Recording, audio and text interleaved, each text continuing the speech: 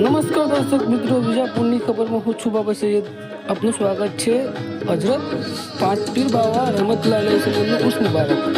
આજે પાંચ પીર બાવા રદિયલ્લાહુ તઆલાનું ઉર્સ મુબારક છે. આપણે આજે આવ્યા છીએ, એમના દરબાર પર આવ્યા છે, એમના મજાર પર આવ્યા છે. આપણા સાથે કેટલાક એમના ખિદમતગાર છે, તેમનાથી પૂછીશું કે આજે પીરોલિયા છે, જે બુજુર્ગાને દિન છે, એમનો ઇતિહાસ શું છે અને ઉર્સ ક્યારે ઉજવવામાં આવે છે, સંદલ ક્યારે ઉજવવાની માહિતી મેળવીશું. સૌપ્રથમ આપનું નામ શું છે? સૌપ્રથમ મારું નામ ચિસ્તી ઇત્તેફાક હુસૈન ઇકબાલ હુસૈન છે. ચિસ્તી ઇત્તેફાક હુસૈન ભાઈ, આજે દરગાહ ઓલિયા પીર છે, કેટલા વર્ષનો ઇતિહાસ છે? જે હજરત પાંચ પીર બાવા રહેમતુલ્લાહ અલૈહ એમનો ઇતિહાસ કમસે કમ 350 વર્ષ તો પુરાણું છે, પણ એનાથી વધારે છે, પણ 350 વર્ષ તો હું કહું છું. આપણે જે પુરાના બુર્જુક છે ને અહીંયા મતલબ વિરાજમાન છે, અને હજરત જલાલ સાદાના જે ચાર ભાઈ અહીં છે અને એક ભાઈ બાજુમાં છે, હજરત જલાલ સાદાના. કુલ 5 ઓલિયાએ પીર કહી શકાય. 4 ભાઈ અહીંયા છે અને 5મા ભાઈ જે ત્યાં આરામ ફરમાવે છે, ચિસ્તિયાના બુર્જુક અહીં આરામ ફરમાવે છે, ત્યાં જલાલ સાદા. બીજું કે અહીંયા જે ઉર્સ મુબારકની ઉજવણી કઈ તારીખે કરવામાં આવે છે? આમાં એવું છે કે 11 રજબ અને 12 રજબ 2 દિવસ એમને મતલબ ઉર્સની ઉજવણી કરવામાં આવે છે.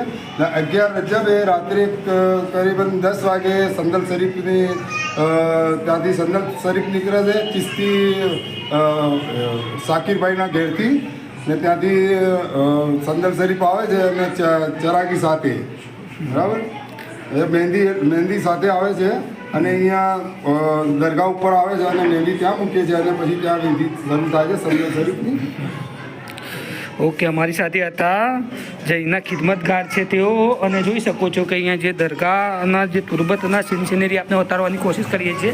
આ 5 પીર બાવા છે, કહેવામાં આવ્યું છે કે 4 પીર બાવા અહીંયા છે, આરામ ફરમાવે છે, જ્યારે 5મા જલાલી બાવા હોવાથી એ 5મા બાપુ જે છે રદિયલ્લાહુ તઆલા અન્હુ છે, એ અલગ જગ્યાએ, એટલે કે અહીંથી થોડે દૂર આરામ ફરમાવે છે. ત્યાં પર આપણે જઈશું, ત્યાં પર આપણે કવરેજ કરીશું, ત્યાં પર આપણે જાણીશું. ને એનો ઇતિહાસ છે 350 વર્ષ અગાઉનું છે, और બહુ જૂનો ઇતિહાસ છે. ને અહીંયા બહુ મોટી વાત જે છે કે અહીંયા જે આવે છે દરેક સમાજના દરેક ધર્મના લોકો પોતાની આસ્થા, પોતાની મુરાદો લઈને આસ્થાપૂર્વક આવે છે, અકીદતમંદો આવે છે અને પોતાની મુરાદો પૂરી થાય. જોઈ શકો છો મોટી સંખ્યામાં અહીંયા અકીદતમંદો છે અને દુઆએ ખેર કરી રહ્યા છે.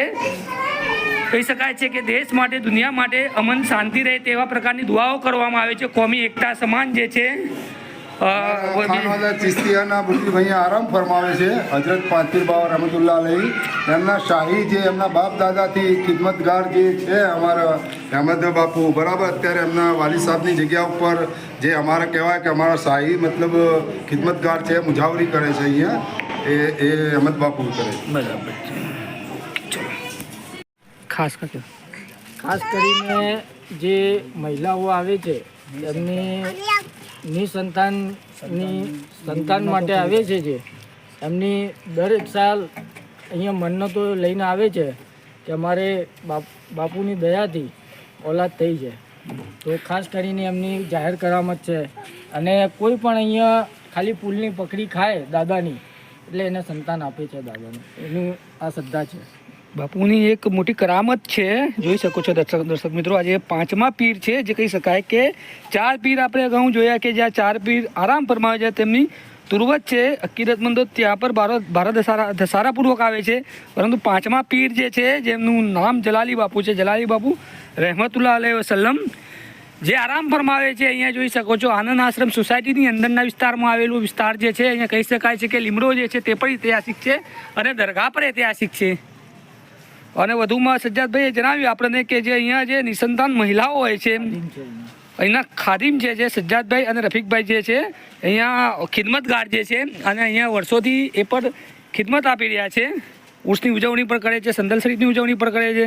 તમામ જે ધાર્મિક પ્રોગ્રામ હોય છે અહીંયા, બરાબર, એ તમામ જે ધામધૂમપૂર્વક કરવામાં આવે છે.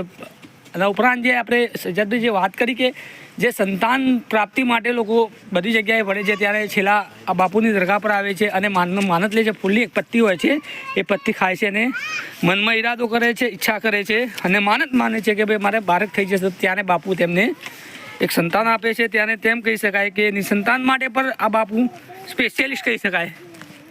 બરાબર છે. વધુ સમાચાર અને વધુ અપડેટ લઈને ફરીથી હાજર થઈશું. ત્યાં સુધી રજા આપો.